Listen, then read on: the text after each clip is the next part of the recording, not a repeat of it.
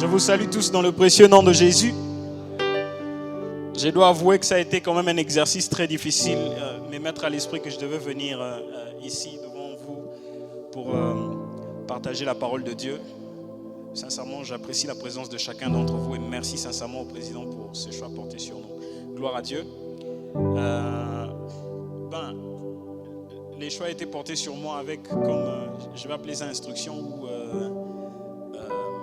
ordre, je ne sais pas, de récapituler ou revenir sur certains points des enseignements qui ont été donnés depuis tout ce temps ici, du haut de cette chaire sur la doctrine. Vous le savez bien qu'on est en train de parler de la doctrine, quoi.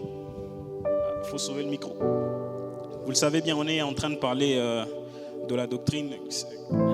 Vous savez vous-même combien abondante est la matière qu'on a vue depuis tout ce temps, depuis quelques semaines. Mais s'il faut aujourd'hui revenir, j'ai eu vraiment à cœur de revenir sur un sujet que nous avons vu déjà. Je ne vais peut-être pas le faire de la manière du responsable, mais certainement en d'autres mots, en d'autres termes, nous allons revenir pour étayer certains points qui ont été déjà énoncés ici, du haut de cette chaire. Gloire à Dieu. Je voudrais donc vous parler ce soir du concept biblique du discipulat. Le concept biblique du discipulat. Qu'est-ce que la Bible enseigne au sujet du discipulat? Le concept biblique du discipulat. Quelles sont les vérités bibliques autour du discipulat? Qu'est-ce que la Bible avance comme argument au sujet du discipulat? Qu'est-ce que la Bible enseigne sur le discipulat? C'est donc ça que nous allons voir aujourd'hui. Je vais faire l'effort de revenir sur cet enseignement en prenant quelques points, en mettant l'accent sur certains points. Très rapidement, en 3 chapitres. Le tout premier, je parlerai de redéfinir le discipulat. Comment la Bible, comment la parole de Dieu définit-elle le discipulat? Ok? Parce qu'il y a plusieurs manières plusieurs formes de discipulat, quoi. Il y a plusieurs religions, plusieurs fois qui essayent de gagner des disciples. Mais qu'en est-il alors du discipulat à la manière de la parole de Dieu? Je parle ici du discipulat chrétien. Qu'en est-il alors quand il s'agit d'être disciple de Jésus, quoi? C'est de ça que je veux parler. Au premier chapitre, redéfinir le discipulat. En d'autres termes, nous allons essayer de dire, en appuyant bien sûr sur base de la parole de Dieu, qu'est-ce que le discipulat et le discipulat chrétien. Au deuxième chapitre, je vais parler des choses à savoir au sujet du discipulat. Et j'insiste, pas n'importe lesquelles, le discipulat chrétien. Des choses à savoir au sujet du discipulat. J'en citerai 10 et puis je vais chuter par les lois du discipulat chrétien. Quelques lois du discipulat chrétien. Il y en a tellement tout plein, je crois que le Seigneur va vous en enseigner beaucoup d'autres. Mais aujourd'hui, je voudrais qu'on parle seulement, faute de temps, qu'on en parle seulement de 4. Qu'on parle seulement de 4. Gloire à Dieu. Est-ce que c'est bon? Alors, pour commencer, il faudrait que je dise que toutes les religions, toutes les foi qui se professent ici sous le soleil, essayent de faire des disciples. Alléluia. Toutes les foi qui se professent ici sous le soleil essayent de faire des disciples. Il n'y a aucune foi qui est déjà rassasiée des disciples. Aucune doctrine qui est déjà rassasiée des disciples. Eux, ils peuvent dire non, voilà maintenant c'est assez, nous sommes nombreux. Nous sommes rassasiés de recruter des disciples. Nous sommes rassasiés de gagner des disciples. C'est bon, maintenant, on va s'asseoir pour rester entre nous, s'enseigner entre nous. Aussi longtemps que les générations passeront, aussi longtemps qu'il y aura des gens qui naîtront et d'autres qui vont mourir, toutes les fois qui se professent ici sous le soleil vont continuer d'essayer de faire des disciples. Alléluia. Que ce soit les vieilles foi qui se professaient déjà depuis des millénaires, comme les foi qui sont en train de naître aujourd'hui. On en entend à gauche, à droite, on est en train d'adorer telle star, on adore telle musicienne. Toutes ces foi qui sont en train de naître aujourd'hui, que ce soit celles qui existent depuis des millénaires, comme celles qui existent aujourd'hui, toutes ces foi essayent de gagner des disciples. Et jamais aucun courant n'essaie déjà rassasier des disciples. Tout le monde essaie de gagner des disciples. Donc aussi longtemps que les gens vont commencer à naître, des générations passeront, aussi longtemps que le monde va continuer de fonctionner, le monde n'aura jamais touché à sa fin, les foi qui se professent sous le soleil vont continuer de recruter des disciples, s'il faut le dire ainsi. Donc toutes les foi qui se professent sous le soleil sont impliquées dans les business de gagner des disciples, de multiplier des disciples. d'envoyer le missionnaire. On en voit autant dans nos rues, on en voit autant dans nos avenues, à gauche, à droite, qui viennent toquer à nos portes. Ils veulent nous parler de leur doctrine, ils veulent nous parler de leur foi. Et ça ne s'arrêtera jamais d'une manière ou d'une autre. Que ce soit par la voie de la télé, que ce soit par la voie de la radio, que ce soit par la voie des livres, que ce soit par la voie des émissions, des gens qui vont crier dans les rues. Il y en aura toujours qui voudront recruter des disciples dans leur foi. Ça, c'est la première des choses, le premier point sur lequel il faudrait qu'on se fixe. Le deuxième, c'est que l'idéologie pieuse du discipulat chrétien, ça, il faut qu'on se convienne, c'est connu de tous. L'idéologie pieuse du discipulat chrétien, c'est ressembler à Christ, devenir comme Jésus. Ça, il faut qu'on se le dise, il faudrait qu'on le sache dès l'entame déjà. Il n'y a pas de discussion sur le point. Ok? Vous connaissez le fameux passage de Luc chapitre 6, verset 40. On le lit tout le temps, je voudrais qu'on l'écrive, si on aura le temps de le lire peut-être. Je veux y revenir d'une manière ou d'une autre. Luc chapitre 6, verset 40. Ça, ce sont les paroles du maître lui-même. Tout disciple accompli devient comme son maître. Il est pratiquement impossible de concevoir un disciple là où on n'a pas référence comme Jésus, on essaye de devenir comme Jésus. Voyez-vous? Donc c'est ça qui devrait être notre leitmotiv quand on veut concevoir les disciples chrétiens. Il n'y a pas de discipulat chrétien dans lequel les gens ne s'engagent pas à devenir comme Jésus. Ça, c'est un des points très importants sur lesquels on doit se fixer. L'idéologie pieuse du discipulat chrétien, c'est ressembler à Jésus, devenir comme Jésus, être confondu à Jésus. Si la chrétienté est née du fait de s'engager à devenir comme Jésus, il est impossible d'essayer d'envisager une chrétienté qui ne peut pas s'imiter. Ok? La chrétienté, c'est imiter Jésus pour que nous soyons aussi imités par le monde. Alléluia. C'est cela le schéma du discipulat. Imiter Jésus pour que nous aussi, à notre tour, nous soyons imités par le monde. Du moment que quelqu'un n'est plus imitable, s'il faut le dire ainsi, je ne sais pas si ce mot est dans le dictionnaire. Du moment que quelqu'un qui pense ou qui se targue la poitrine d'être un disciple de Jésus, mais quand on regarde dans sa conduite, on regarde dans sa manière de faire, ça ne donne pas envie de l'imiter. Ça, ce n'est pas le discipulat chrétien. Le discipulat chrétien, c'est imiter Jésus et donner aux autres envie d'être imités. Ça, c'est très important, il ne faudrait pas qu'on l'oublie. Quand quelqu'un, on sent que dans sa conduite, il professe effectivement, il déclare être disciple de Jésus. Il se targue la poitrine d'être disciple de Jésus. Mais quand on sent dans sa conduite, on regarde sa conduite, on sent qu'entre lui et Jésus, entre le caractère de Jésus tel qu'on le lit dans la parole de Dieu, il y a un écart. Quand il n'est plus imitable, quand il ne peut plus s'imiter, quand sa conduite n'est plus imitable par des gens qui sont autour de lui, quelque chose ne va pas dans son discipulat. Le discipulat authentique à la manière de la parole de Dieu, c'est d'imiter Jésus et donner aux autres le goût de nous imiter.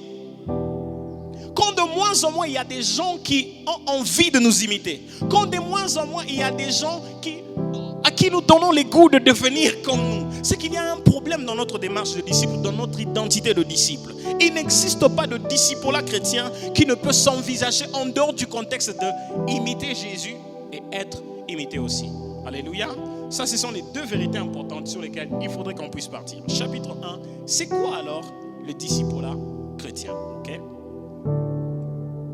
Numéro 1.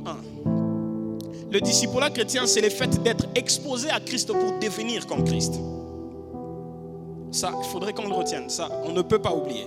Le discipulat chrétien, c'est être exposé à Christ pour devenir comme Christ. Être exposé à Jésus pour devenir comme Jésus. Toutes les fois qu'on pensera discipulat, c'est qu'il est toujours question d'être exposé à Jésus pour devenir comme Jésus. J'aimerais vous dire, frères et sœurs, que l'homme ne manifeste que ce à quoi il a été exposé. Okay? L'homme ne manifeste que ce à quoi il a été exposé. Quand un petit enfant regarde tous les jours son papa en train de battre sa maman, il est fort possible que quand il deviendra grand, qu'il pense que battre sa femme c'est normal. Pourquoi? Parce que c'est ça l'exemple, c'est ça le modèle auquel il a été exposé.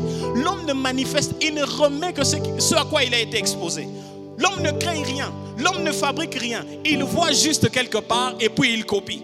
Que ce soit dans le monde de la mode, que ce soit dans le monde de la créativité, on voit toujours quelque part. Même si ce n'est pas dans ce monde physique, c'est peut-être dans le monde spirituel. On a entendu une mélodie, on a essayé de le reproduire sur son piano. C'est comme ça que l'homme manifeste tout ce qu'il manifeste. Il l'entend d'abord quelque part d'une manière ou d'une autre. Et ça, c'est le principe qui nous accompagne toujours, même quand il s'agit du discipulat chrétien. On doit d'abord être exposé à Christ pour devenir comme lui. J'aimerais dire à quelqu'un, soyez exposé à Jésus, vous allez manifester Jésus. Quand on ne sent plus Jésus dans le caractère des gens, quand on observe des gens, on ne sent plus du Jésus à l'intérieur d'eux. Quand on observe des gens, on ne sent plus que Christ s'est déjà formé à l'intérieur d'eux. C'est qu'il y a un problème, peut-être qu'il n'a pas suffisamment ou il n'a pas été assez exposé à Jésus. Parce que quand on est exposé à Jésus, on finit toujours par devenir comme Jésus. Quand on est exposé à Jésus, on finit toujours par renvoyer Jésus au monde. J'aimerais vous dire quelque chose, frères et sœurs. Ce que le monde veut voir, ce n'est pas nous. Ce que le monde veut voir, ce ne sont pas nos costumes. Ce que le monde veut voir, ce ne sont pas d'abord nos voitures. Ce que le monde veut voir, c'est d'abord le Jésus qui sauve, mais qui se manifeste à l'intérieur de nous. Le Jésus qui sauve, mais qui se manifeste au travers de nous. Entre nous, soit dit, les plus belles voitures de ce monde ne sont pas entre nos mains, à nous les chrétiens. Les plus belles vestes du monde ne sont pas forcément entre nos mains, à nous les chrétiens. Qu'est-ce qui fera que nous soyons différents du monde? Qu'est-ce qui fera que qu'il y ait un écart entre nous et le monde? C'est quand on va manifester quelque chose que le monde saura reconnaître que ça, c'est pas de ce monde. Alléluia. J'aimerais vous dire, frères et sœurs, quand vous êtes exposés à Jésus, vous finissez par manifester Jésus. De plus en plus un homme est exposé à Jésus, il finit par manifester Jésus. Car l'homme ne crée rien. Tout ce que l'homme renvoie, c'est la reproduction de quelque chose qu'il a vu quelque part. On pensera que c'est juste un principe de la nature, un principe du leadership ou je ne sais pas comment. Mais c'est un principe qui commence déjà à l'intérieur de la parole de Dieu. Lisons ensemble 2 Corinthiens chapitre 3 verset 18. La parole de Dieu le révèle clairement. J'aime comment Louis II traduit ou essaye de nous expliquer ce passage. Louis II dit ceci: nous tous qui, le visage découvert, contemplons comme dans un miroir la gloire du Seigneur, nous sommes transformés en la même image que lui de gloire en gloire. Il insiste sur le fait que nous tous qui, le visage découvert, on fait quoi? On contemple comme dans un miroir. Quoi? On a été exposé à quelque chose. Alors nous sommes transformés dans la même image que cette chose-là et nous finissons par renvoyer l'image de cette même chose, non seulement à cette même chose, mais même au monde aussi. Il est pratiquement impossible de révéler Jésus quand on n'a pas été exposé au caractère de Jésus. Révéler Jésus, c'est d'abord une question d'avoir été exposé à Jésus. Et ce n'est pas fini. Romains chapitre 8, verset 29 le déclare aussi bien. Que celui qui n'a pas l'esprit de Christ ne lui appartient pas. Ça, c'est Romains chapitre 8, verset 29 qu'il déclare. Et c'est que s'il faudrait que je continue à détailler cette vérité, c'est en vous disant que en étant exposé à Jésus, les disciples chrétiens, c'est le fait d'être exposé à Jésus pour être comme lui. C'est de manifester Jésus aux yeux du monde, au préalable en ayant eu d'abord son esprit à l'intérieur de nous. Gloire à Dieu. Numéro 2, c'est quoi le discipulat chrétien? Le discipulat chrétien, c'est un cheminement qui tend vers le fait de voir Christ être formé en nous. C'est ça l'essence biblique du discipulat chrétien. Galates chapitre 4, verset 19. Ça, c'est l'apôtre Paul qui est en train de parler dans son épître qu'il envoie aux habitants de cette contrée qu'on appelle Galates. Des gens qui ont commencé très bien dans la foi. Des gens qui ont commencé, pour qui la marche était très bonne dans la foi. Au début, leur conduite était très louable. Mais quelque part, on a senti comme si dans leur marche, ils ont commencé à tanguer. Ils ont commencé à dégringoler. Non pas forcément parce qu'ils se sont décidés d'opérer des choix qui vont montrer que leur marche, leur décision de suivre le Seigneur commençait à dégringoler, mais parce qu'autour d'eux, il y avait des faux enseignements. Des mauvais enseignants qui sont venus, qui ont commencé à enseigner. Ok, si vous pensez être devenus vraiment des chrétiens, vous pensez suivre le Seigneur Jésus, qui vient de chez nous les Juifs, vous devez aussi mélanger à vos habitudes de tous les jours les pratiques juives, comme faire les sacrifices, observer nos fêtes. Et c'est ça qui fait mal à l'apôtre Paul. Il va maintenant se décider d'écrire aux habitants de cette contrée qui s'appelle Galate. Et il leur dit quoi? Ici, particulièrement dans ce passage, Galates chapitre 4, verset 19. Il leur dira ceci: mes enfants, pour qui j'éprouve de nouveau de douleurs d'enfantement, jusqu'à ce que Christ soit formé en vous. Ça, c'est très intéressant. Le discipulat chrétien, c'est un cheminement qui tend vers le fait que Christ soit formé en nous. Il n'y a aucune possibilité de concevoir le discipulat à la manière de la Bible. Le discipulat chrétien sans avoir Christ être formé en vous. Le discipulat, c'est comme un processus dans lequel, c'est comme une moule dans laquelle on vous met. On est en train de travailler en vous jusqu'à ce que vous disparaissiez complètement et que Jésus apparaisse complètement. Ça, c'est le vrai discipulat à la manière de la parole de Dieu. Mes enfants, pour qui j'éprouve de nouveau des douleurs d'enfantement jusqu'à ce que Christ soit formé en vous. Vous savez, Paul avait des paroles très bizarres, quelquefois. Paul avait une manière de parler qui, quelquefois, dépassait l'entendement. Il utilise des figures, il utilise des images qui dépassent un peu l'entendement humain, qu'on n'arrive pas tout de suite à concevoir. Comme ici, Christ soit formé en vous.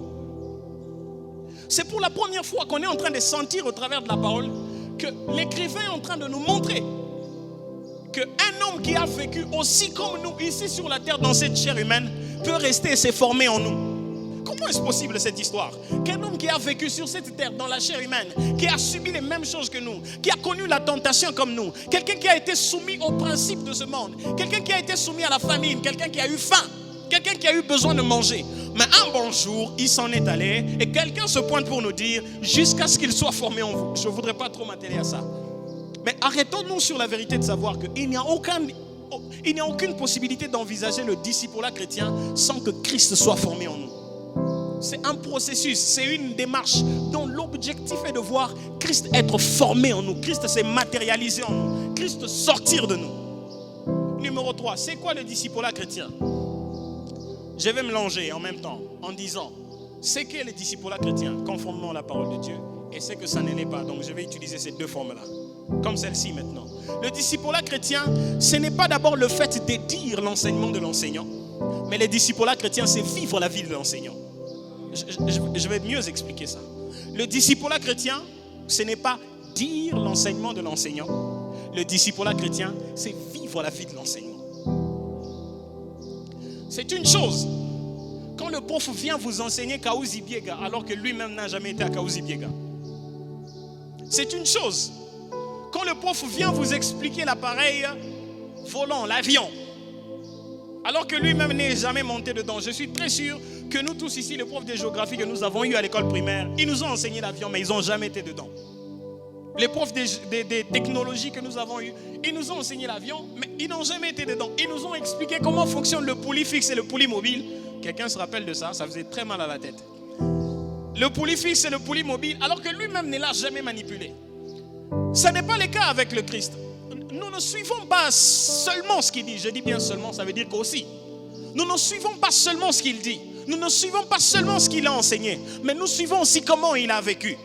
Et ce qui fait que ça contredit toutes les fois qu'il y a quelqu'un qui peut se pointer devant d'autres personnes comme lui, en train de leur enseigner et dire « Suivez ce que je dis, mais ne suivez pas ce que je fais ». Ça ne peut pas se concevoir quand il s'agit du discipulat chrétien. Le discipulat chrétien, ce n'est pas seulement dire l'enseignement de l'enseignant. Le discipulat chrétien, c'est vivre la vie de l'enseignant. Ça, c'est une très bonne base sur laquelle nous devons partir. Je ne peux pas enseigner aux hommes ce que je ne suis pas. Je ne peux pas enseigner aux gens ce que je ne vis pas. C'est comme ça que le Seigneur Jésus, je veux revenir sur ça plus tard. Discipulat chrétien, ce n'est pas dire les enseignements de l'enseignant, mais c'est de vivre la vie de l'enseignant. Et cet enseignant, c'est Jésus, bien entendu. Vous savez, tout le monde au coin des rues, quelqu'un peut se lever, voilà, et dire, le Seigneur Jésus a enseigné ceci. Est-ce que le fait de dire ce que le Seigneur Jésus a enseigné, ça signifie effectivement devenir disciple de Jésus? Le fait de répéter l'enseignement de Jésus, est-ce que ça signifie forcément être disciple de Jésus? Vous savez quoi? J'aimerais vous scandaliser en vous disant que être disciple de Jésus, c'est d'abord quelque chose d'autre que le fait de dire l'enseignement de Jésus. C'est quoi alors? Vivre la vie de Jésus. Avoir à l'intérieur de soi la vie de Jésus. C'est ça, être disciple de Jésus. Nous définissons souvent mal ce que ça veut dire être chrétien.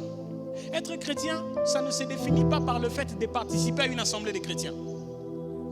Être chrétien, ça ne se définit pas par le fait de se côtoyer avec les chrétiens au point d'adopter leur langage. Oh, gloire à Dieu, que Dieu vous bénisse, alléluia, shalom mon frère, shalom ma soeur. Ce n'est pas ça d'abord être chrétien. Être chrétien, c'est quelque chose d'autre qui va au-delà de la langue, au-delà de dire les paroles de Jésus sur ses lèvres.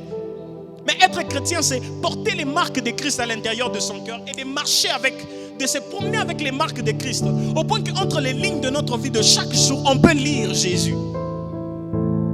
Ça, c'est le discipulat chrétien. Numéro 4, c'est quoi le discipulat chrétien? Le discipulat chrétien, c'est quand, dans notre marche de tous les jours, j'essaie de le dire tantôt d'une certaine manière. Le discipulat chrétien, c'est quand on peut reconnaître et identifier la vie du maître dans la vôtre. Le discipulat chrétien, c'est quand on peut clairement et facilement repérer les traits du maître dans votre caractère. C'est ça le discipulat. Il suffit juste que vous commenciez à marcher. Il suffit juste que vous commenciez à... Vous savez, Jésus à son époque, il ne mettait pas des vestes comme nous, il ne mettait pas des pantalons comme nous, et il ne mettait pas des chaussures comme nous. À son époque, Jésus mettait les sandales, il portait des robes. À son époque, Jésus ne prenait pas de pizza. Il mangeait du pain, il prenait de l'eau, il prenait du vin. Nous sommes en train de comprendre que le fait de devenir chrétien, ce n'est pas une question culturelle d'abord. Ce n'est pas une question de s'adonner à une culture. Au point qu'aujourd'hui, pour qu'on sente que vous êtes chrétien, il faudrait que vous puissiez mettre les robes que Jésus mettait. S'il faut que vous soyez chrétien, il faudrait que vous puissiez laisser la barbe comme Jésus l'a laissé. Non. Nos époques et les époques de Jésus sont complètement différentes. Mais qu'est-ce qui fait que nous pouvons vivre dans notre époque comme si nous étions à l'époque de Jésus? Qu'est-ce qui fait que nous pouvons vivre la chrétienté à notre époque, contrairement ou différemment de la manière dont Jésus l'a vécu à son époque? C'est d'abord, il faudrait que nous commencions par comprendre que disciple-là, être disciple de Jésus, c'est quelque chose qui s'élève au-dessus de la culture. C'est quelque chose qui s'élève au-dessus des habitudes. C'est quelque chose qui s'élève au-dessus de la langue. C'est comme ça, je le disais tout à l'heure. Les chrétiens de Galate, on a commencé à leur imposer des histoires. Il faut respecter certaines fêtes.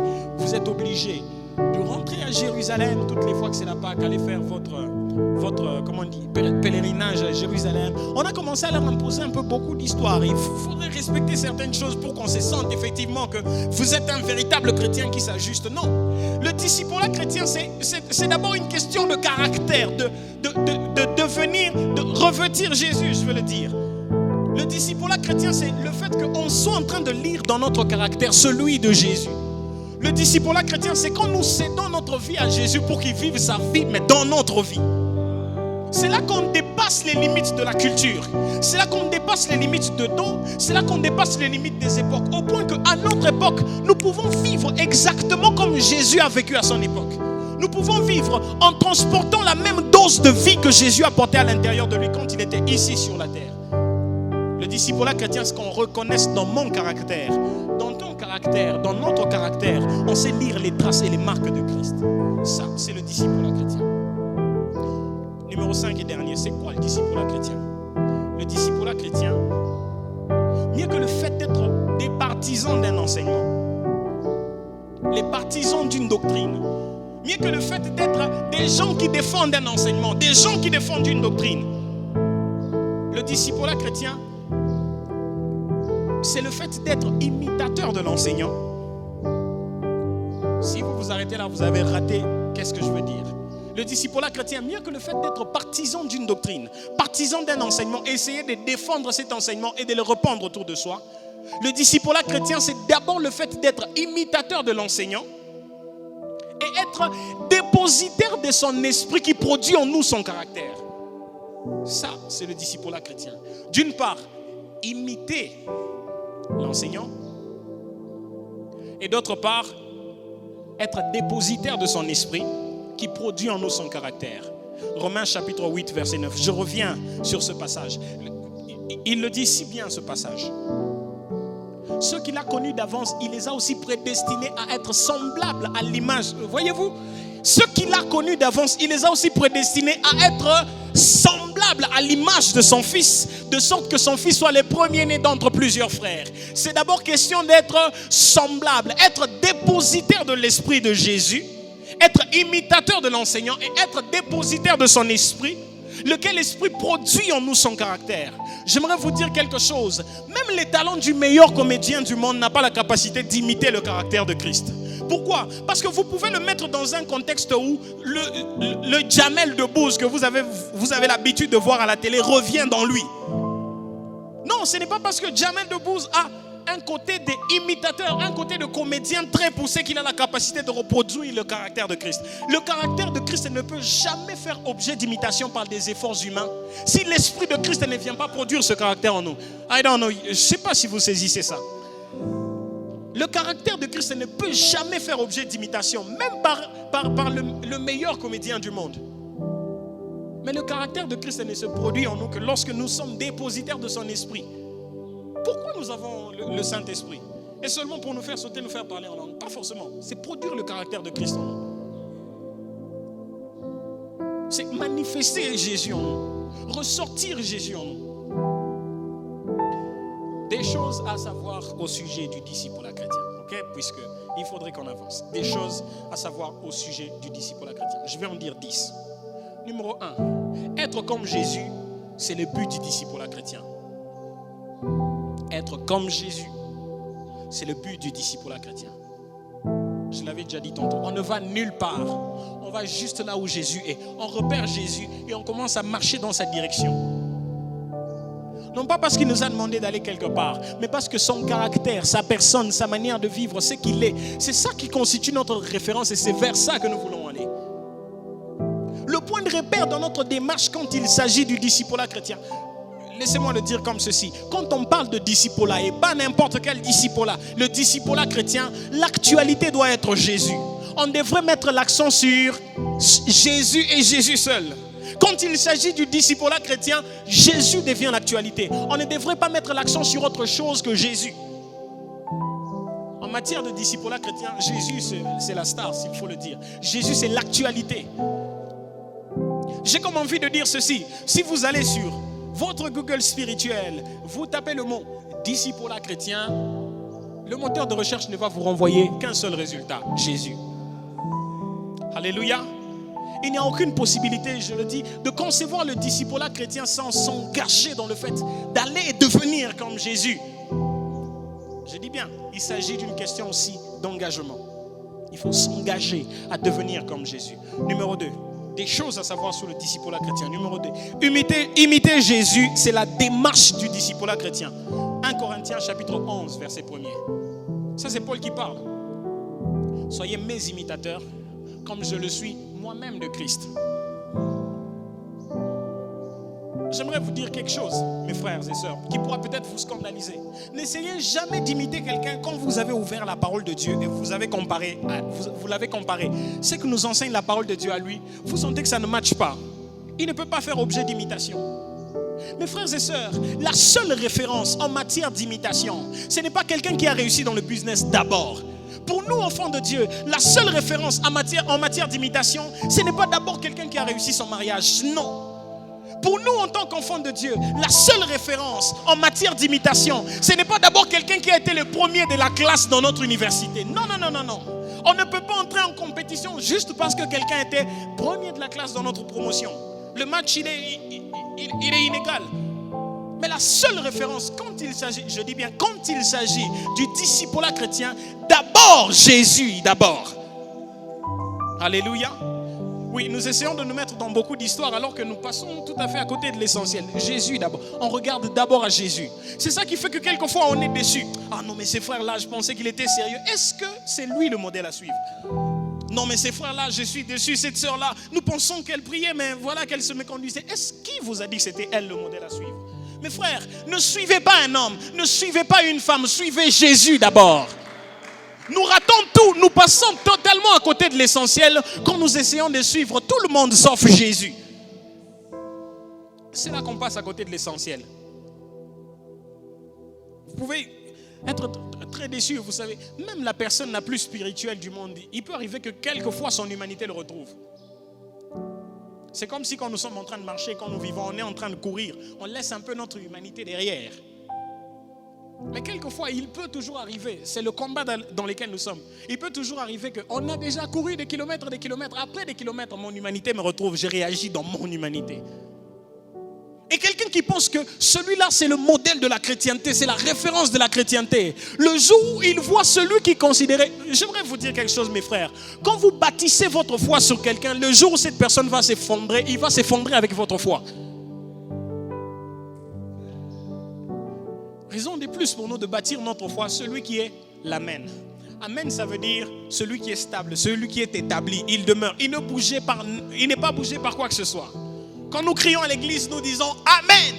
Ce n'est pas forcément pour dire ce que tu dis c'est la vérité. Non, ce que tu dis est stable, c'est solide, c'est bâti, c'est assis. C'est pour ça que Jésus s'appelle le oui et l'amen. Pour dire, il est établi, il ne peut pas bouger.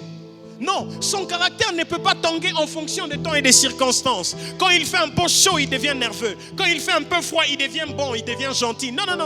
Son caractère ne bouge pas en fonction du temps et des circonstances. Au point que quand vous le changez, vous le placez dans le milieu de ses amis, de ses collègues de travail ou de classe, il devient un peu yaya, il devient un peu yanké. Quand il revient à l'église, il redevient frère. Sa personnalité, son caractère ne bouge pas. Qu'il fasse nuit, il est le même hier, aujourd'hui, éternellement. Vous connaissez ce passage? Non?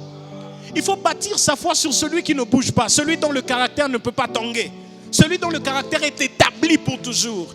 J'aimerais vous dire quelque chose. Les psychologues sont en train d'enseigner aujourd'hui que nous tous, tels que nous sommes là, c'est peut-être notre personnalité qui ne varie pas, qui ne change pas. Mais nos émotions, ça change en fonction du contexte dans lequel nous nous retrouvons. Nos émotions peuvent varier. Au point que vous pouvez venir me parler le matin, je me montre très furieux vis-à-vis de vous. Mais quand vous revenez le soir, vous me parlez, vous sentez non. On dirait que celui à qui je parlais le matin et celui à qui je parlais le soir, c'est deux personnes différentes. Tous les hommes, ils changent quelquefois en fonction du temps, en fonction des circonstances, en fonction du contexte dans lequel ils se trouvent. Non seulement parce qu'ils sont poussés par certains éléments intérieurs, mais quelquefois par certains éléments extérieurs. Parce qu'il y a une situation qui est arrivée, il ne sent pas en ce moment-là qu'il a tous ses esprits en place. Vous pouvez lui parler, il se fâche. Non, parce qu'il y a peut-être une situation qui est arrivée, il est stressé, il est sous pression. Ce n'est pas le bon moment pour lui parler. Mais quand il s'agit de Jésus, alors Jésus, ça ne change pas. Le matin, il est lui. À midi, il est lui. Le soir, il est lui. Que les temps passent, que les années passent. Quelquefois, moi, si vous venez me rencontrer, à cause des expériences, à cause des réalités, à cause de ce par quoi je peux passer, je peux m'améliorer comme quelque chose dans mon caractère peut tanguer parce que j'ai connu certaines choses qui me changent. Mais Jésus, malgré le fait qu'il a les expériences de l'éternité, son caractère reste le même. Il n'a jamais bougé, quoi. C'est pour ça que j'aimerais vous encourager. Ne bâtissez pas votre foi sur quelqu'un. Les jours où cette personne va s'effondrer, il va s'effondrer avec votre foi. Bâtissez votre foi sur Jésus qui est le oui et l'amen. À savoir, au sujet du discipolat chrétien. Numéro 3, connaître Jésus, c'est ce que poursuit le discipolat. Philippiens chapitre 3 verset 10. Ça, je voudrais vraiment qu'on le lise dans les textes. Philippiens chapitre 3 verset 10. J'aime tous les livres de la Bible. J'aime particulièrement les épîtres. L'apôtre Paul, il a un style particulier. Au point que même Pierre lui-même, il a admis que ce gars, on dirait qu'il n'a pas la même inspiration que nous. Pendant que nous, on lit Louis II, on a comme l'impression que lui avait lu Louis Ier. Philippiens chapitre 3, verset 10. C'est un long texte. L'apôtre Paul décrit beaucoup de choses. Et il en arrive au verset 10, comme pour dire, c'est là la finalité. Afin de connaître Christ et la puissance de sa résurrection, et la communion de ses souffrances, en devenant conforme à lui dans sa mort, pour parvenir, si je le puis, verset 11, à la résurrection d'entre les morts. Afin de connaître. C'est comme pour dire, je suis passé par beaucoup de choses, j'ai décrit beaucoup de choses, mais la finalité de tout ça, c'est quoi? Connaître Jésus. Connaître Jésus, c'est ce que poursuit le discipolat chrétien. Si on était dans une course en train de poursuivre quelque chose, s'il faudrait que je puisse donner ou faire ressembler le discipolat chrétien à une course, le discipolat chrétien ne poursuit que quelque chose. Jésus, connaître Jésus, c'est ce que poursuit le discipolat chrétien. Quand vous sentez quelqu'un dire être chrétien, mais quand vous voyez dans sa conduite, dans sa manière d'être, dans sa manière de faire, vous ne sentez pas qu'il est en train de poursuivre quelque chose d'autre. Vous ne sentez pas qu'il est en train de poursuivre, connaître Jésus. Il vaudrait mieux qu'on appelle ça autre chose que discipolat chrétien. Parce que le discipolat chrétien n'a qu'une seule poursuite, connaître Jésus. it in mind. Numéro 4. Des choses à savoir au sujet du disciple chrétien. Être un avec Jésus, c'est la préoccupation du disciple chrétien. Être un avec Jésus. Avoir Jésus, être un avec Jésus. C'est la préoccupation du disciple chrétien. Vous savez pourquoi j'appelle ça préoccupation? Parce que quand vous regardez dans Jean chapitre 17, le verset 21 à 23, le Seigneur Jésus est en train d'exprimer un souhait dans sa prière. Il s'agit bien de la prière sacerdotale, une prière très profonde. Avant de partir, il réunit ses disciples et il va prier avec eux. Les commentateurs bibliques renseignent que c'est l'un des rares de fois que Jésus a prié avec ses disciples, tous ensemble en élevant sa voix. Toutes les fois, soit qu'il allait avec Pierre, Jean et Jacques, ou soit qu'il les laissait eux aussi un endroit, il allait un peu plus loin pour prier. Ça, vous le parcourez dans les évangiles. Vous voyez que toutes les fois qu'il voulait prier, d'habitude, il allait prier seul. Dans Marc chapitre 1, verset 35, juste pour étayer ça. Le Seigneur Jésus, cette journée, il a fait beaucoup de miracles. Il a fait des tas de miracles. Il a tourné la journée avec tous ses disciples. Il va échouer chez Pierre. Là qu'il trouve la belle-mère de Pierre malade, il prie pour la belle-mère de Pierre, elle est guérie. Et on lui amène beaucoup de gens de la contrée pour qu'ils prient pour eux, il les guérisse. Il a guéri beaucoup de malades, il a chassé des démons. Il va passer une nuit là-bas en attendant le lendemain matin pour aller dans une autre contrée. On se réveille le matin, tous les disciples sentent que le maître n'est pas là. On se réveille, ils se sont mis à le chercher. Ils vont le trouver quelque part en train de prier seul. Marc 1,35. On va trouver Jésus quelque part seul en train de prier. Ce n'est qu'un exemple pour montrer que toutes les fois, souvent, durant son ministère, le Seigneur Jésus aimait bien aller prier quelque part. C'était une activité personnelle avec son Père. Les commentateurs disent même que c'est quand les disciples l'ont entendu prier, c'était pour la première fois de se familiariser à cette manière de prier où un être humain est en train d'appeler Dieu mon Père en l'entendant prier. Donc souvent il priait seul. Mais cette fois dans Jean chapitre 17, le Seigneur Jésus, il est en train de s'approcher des jours de sa mort. C'est vers la fin de son ministère, à quelques jours de sa mort, qu'il avait maintenant l'habitude de commencer à prier ensemble avec ses disciples. C'est comme ça que vous pouvez voir tout un chapitre. L'apôtre Jean va retenir la prière de Jésus. On nous enseigne que les Juifs, surtout les hommes, ils étaient très bien éduqués, ils étaient très bien entraînés au point qu'ils avaient la capacité de maîtriser autant de passages de la Bible parce que jusqu'à l'âge de 13 ans, ils devaient passer à l'école rabbinique. Là, ils devaient recevoir certains enseignements. Ils devaient s'exercer à maîtriser certains passages. Et chose qui explique que, selon les commentateurs, encore les gens qui ont fait des recherches, que les hommes avaient une capacité de pouvoir mémoriser très facilement. Ils avaient une capacité de mémoriser très facilement. Vous lisez les écrits, les épîtres, vous sentez que quelquefois l'apôtre Paul, il est en prison, il n'a pas de parchemin, il n'a rien, il n'a pas la Torah, ce qu'on appelle la Torah juive. Mais dans ces textes, il est en train de reproduire certains passages qui avaient été cités il y a bien des années. Qu'est-ce qui fait que sans être en contact avec un document écrit, mais lui-même, il est en train de puiser dans sa mémoire certains passages.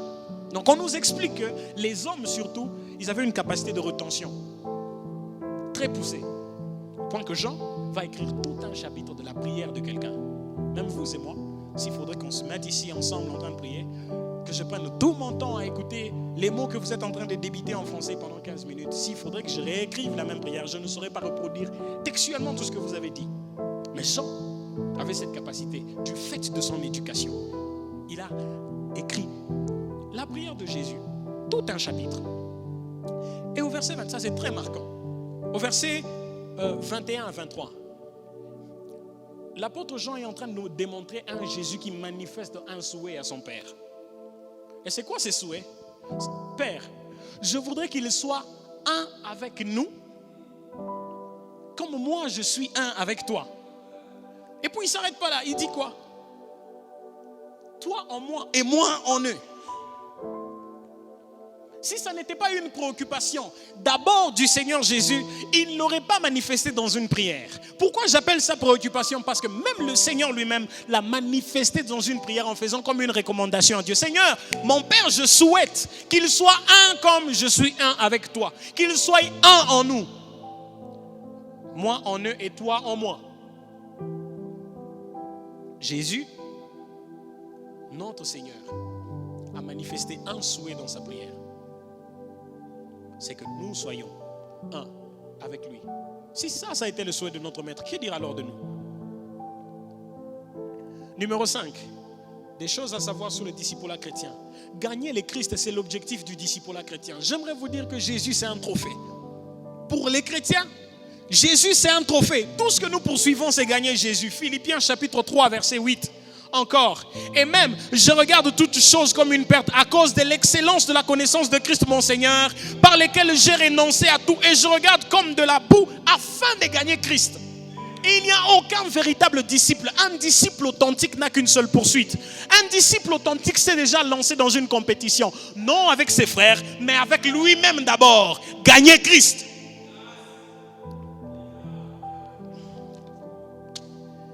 Numéro 6.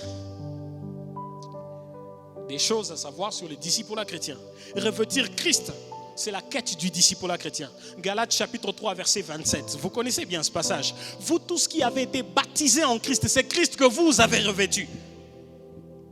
Revêtir Christ, c'est la quête du discipulat chrétien. Romains chapitre 13 verset 14. Encore, lui, l'apôtre Paul, il va faire une autre déclaration dans l'épître aux Romains. Chapitre 13.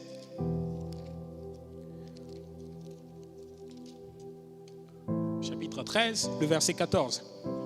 L'apôtre dit, mais revêtez-vous du Seigneur Jésus et n'ayez pas soin de la chair pour en satisfaire ses convoitises. Quoi? Quelqu'un qui a vécu comme nous, quelqu'un qui était sur cette terre, comment ça se fait que nous commençons à nous revêtir? J'aimerais vous dire quelque chose. C'est pour ça que les disciples, ils étaient frappés, ils étaient chicotés. Quand ils arrivaient à certains endroits, on leur jetait des pierres.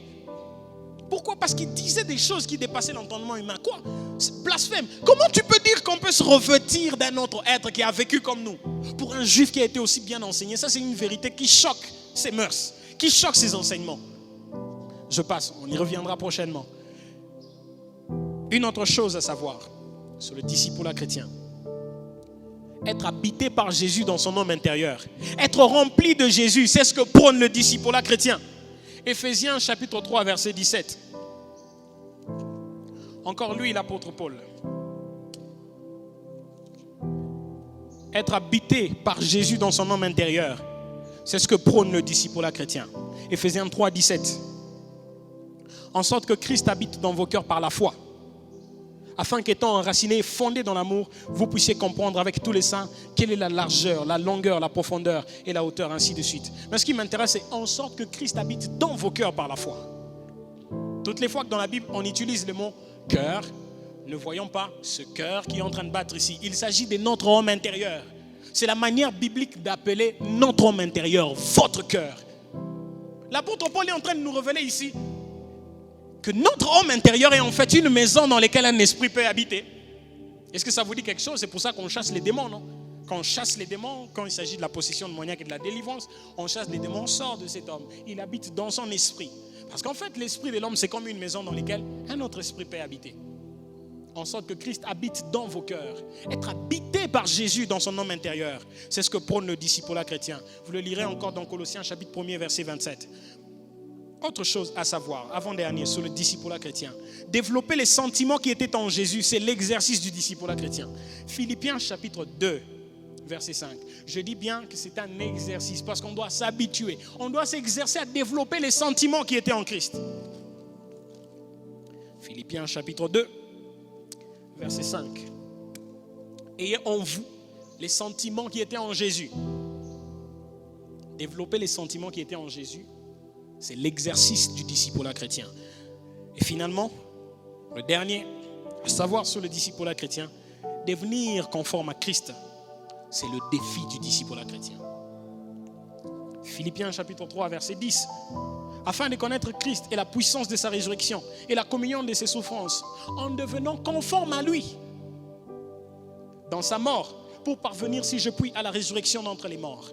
Passons rapidement. 4 lois, je vais finir dans 10 minutes. 4 lois du discipulat chrétien. Je dis bien qu'il y en a beaucoup. Mais juste pour besoin de temps et notre besoin, le besoin de notre homme intérieur aujourd'hui, on parle de 4. Numéro 1, plus on connaît le Christ, le meilleur disciple on devient. Je voudrais qu'on écrive ça. Plus on connaît le Christ, le meilleur disciple on devient. C'est comme si la qualité de disciple que nous sommes est directement proportionnelle à notre degré de connaissance de Jésus. De plus en plus on connaît Jésus, plus nous devenons un bon disciple. Mais moins nous connaissons Jésus. C'est comme si là où se limite notre connaissance de Jésus, c'est là que c'est limite. C'est ça qui détermine la qualité de notre disciple-là. On ne peut pas se lever dans son disciple-là au-dessus du niveau de sa connaissance de Jésus. Non. Là que c'est limite notre niveau de connaissance de Jésus. C'est là que c'est limite la qualité de notre disciple-là. Plus on connaît Jésus, le meilleur disciple on devient. Il ne suffit pas seulement de répondre oui à l'enseignement du maître et en y conformant sa vie.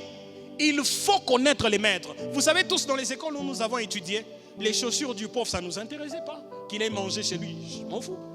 Moi, ce que je suis venu suivre, c'est l'enseignement. Mais dans le contexte spirituel, quand il s'agit du discipulat chrétien, non. C'est d'abord connaître les pauvres, non pas l'enseignement du pauvre d'abord, mais connaître le pauvre. C'est comme si, plus on connaît le pauvre, plus facile ça devient pour nous de nous aligner à son enseignement. C'est comme si on vit avec le prof, avec nous, chez nous à la maison. Le prof ne vit pas dans une autre maison. On vit avec lui chez nous à la maison. On partage sa vie. On connaît comment il est. On connaît son caractère. On commence à étudier son caractère. Et plus on découvre les caractères du prof, plus facile ça devient pour nous de nous conformer à son enseignement. Numéro 2. Grandir en tant que disciple, c'est d'abord grandir dans la connaissance de Christ. Éphésiens chapitre 4, verset 13. Éphésiens chapitre 4, verset 13. Jusqu'à ce que nous parvenions, je crois qu'on connaît ce passage, jusqu'à ce que nous parvenions tous, on va lire ça, tel que c'est écrit dans la Bible. Éphésiens chapitre 4, verset 13. Jusqu'à ce que nous parvenions, jusqu'à ce que nous soyons tous parvenus à l'unité de la foi, de la connaissance du Fils de Dieu, à l'état d'homme fait, à la mesure de la stature parfaite de Christ.